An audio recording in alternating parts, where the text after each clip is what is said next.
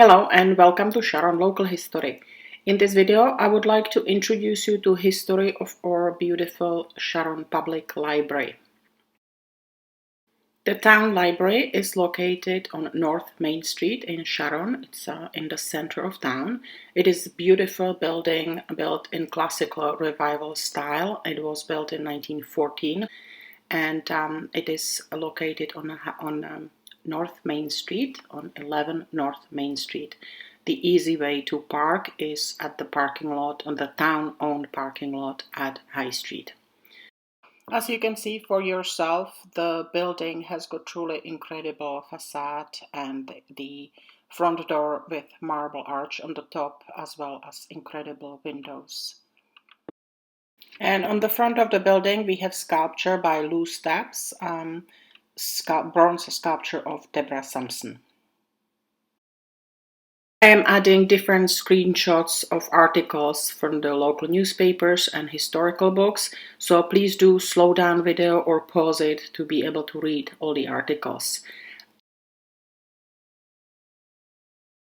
This first picture is to give you idea how the location of 11 North Main Street looked like years ago. So that was a Savills Tavern that was eventually moved. As early as 1877, we can find the first written public record about citizens' needs for Sharon Public Library Service. The town voted that they will put aside money from dog licenses to start a public library fund. Eventually, the town voted to appropriate more money to spend on the Sharon Public Library, and a group of concerned citizens were in charge of taking care of the library. The library was at that point moved to a private home of Adeline Wood, and you can see some of the numbers, how big the collection was. During the following years, the library was enlarged both by gifts and by further town appropriations. In 1884, the library was moved to 2 rooms in the town hall. The town hall served many purposes. Among many, there was a jail.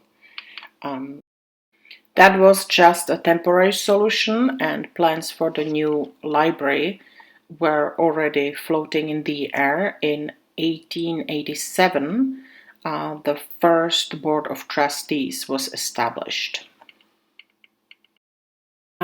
Eventually, there were more money added and many generous donors added to the library fund. In 1904, a portion of a bequest from Olive Hayden is used to purchase a lot from Dr. George Dennett to build a new library. The lot is located on the corner of North Main Street and High Streets, and it measured 100 by 105 feet. Dr. Dennett eventually donated the $100 of the purchase money to build a fund. In 1911, the library was temporarily moved to a vacant store in Dennett's block. The rent was $250 a year, and the collection grew to 6,000 volumes. I was able to put some numbers how the collection grew over the years, so you can see first numbers from 1987. And by the way, in 2020, the annual circulation is 10 times bigger, but I will show you some charts towards the end of this video. In 1913, the town received $10,000 from Andrew Carnegie, and that initiated building a new library. Here is the little design, and here's one of the first photographs of the new library, which opened in November 1914. It is a gorgeous building in Greek revival style, and almost 110 years later, it looks the same, at least the front wall and the arches above the doors and windows.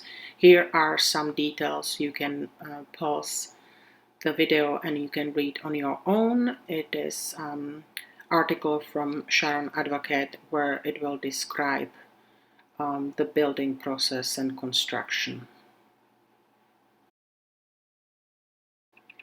I'm attaching a few pictures, even though we are not exactly sure what year they were taken.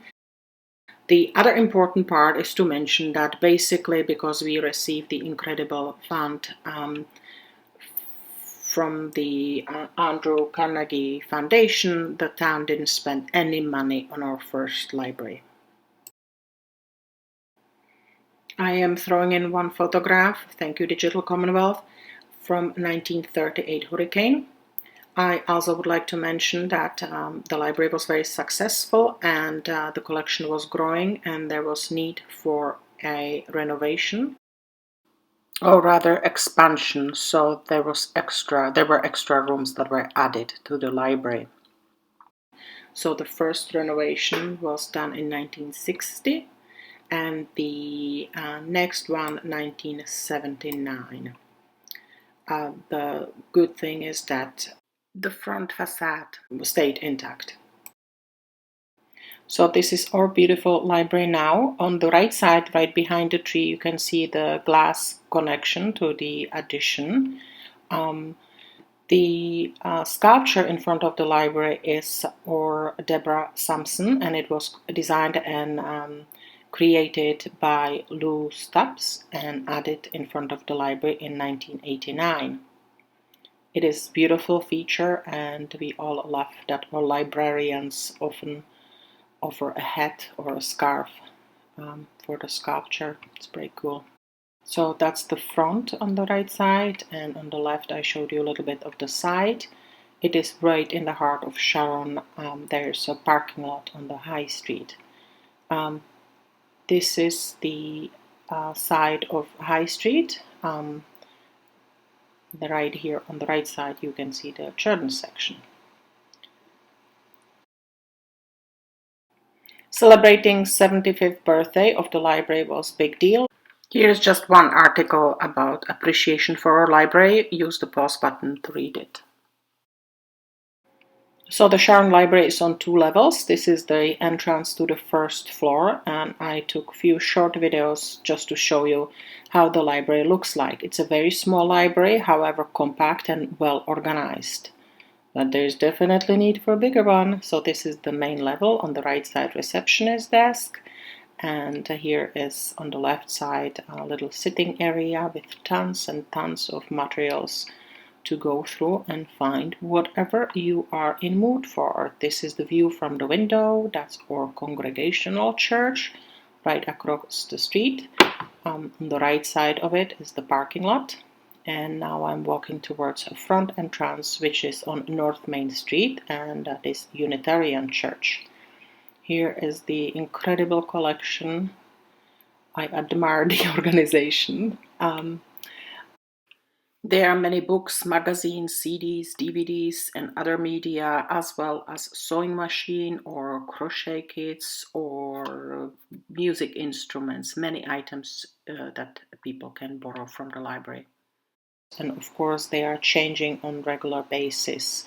Here is a little computer area, so anybody who wants to use computer can come and use it. There are also other services connecting with technology, and all the librarians are very helpful.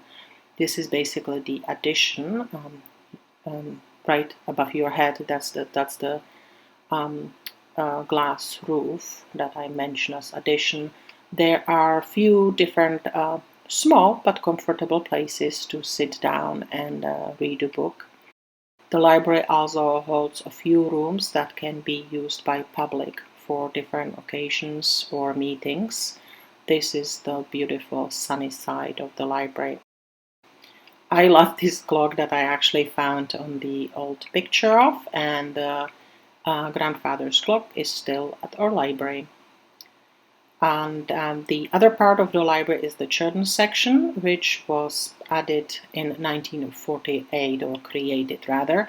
So this is the side door that will take you to children's section. You can also access it from the inside, either by stairs or elevator. These little cute guys will welcome you. And that's the main section by the windows, which is much loved about children. There are tables, there are puppet shows and different activities, many activities for children. It is the best place in the area to go with small kids during unfriendly weather, when it's either too cold or too hot or too wet. We live in New England.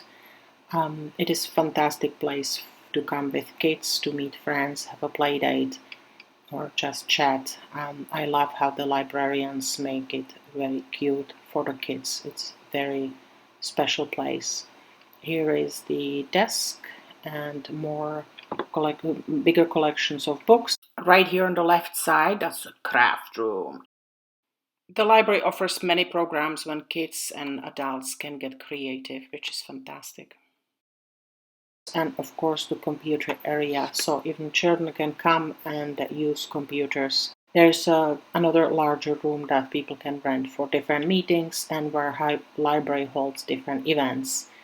I'm just walking through showing you how incredibly organized the library is. And here is the elevator and stairs upstairs. 2018 was an important year when the town decided about the future of our library.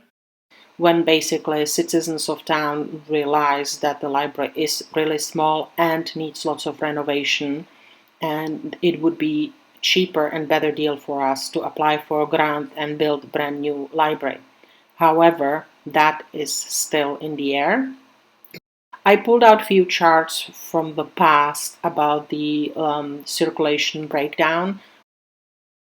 Please feel free to use the pause button and look at it yourself. Just realize that there are 2 years, one pre-pandemic and during pandemic, so the numbers changed quite a bit. The Cynthia B. Fox community room gets so much use. It's almost 900 different events or programs a year pre-pandemic.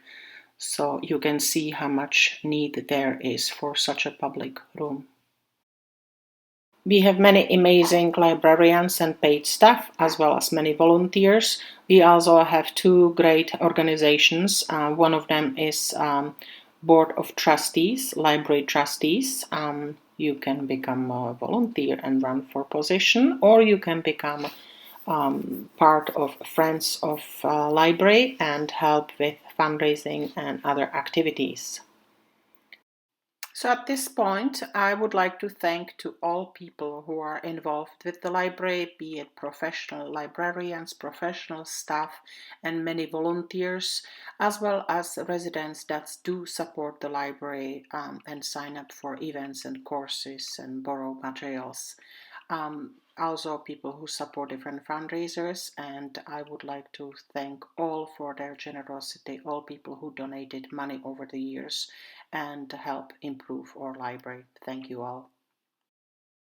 So this is the end of the video. I just wanted to give you a very brief summary of the history of the library and have a little sneak peek how our library looks like now. Thank you for watching Sharon Local History.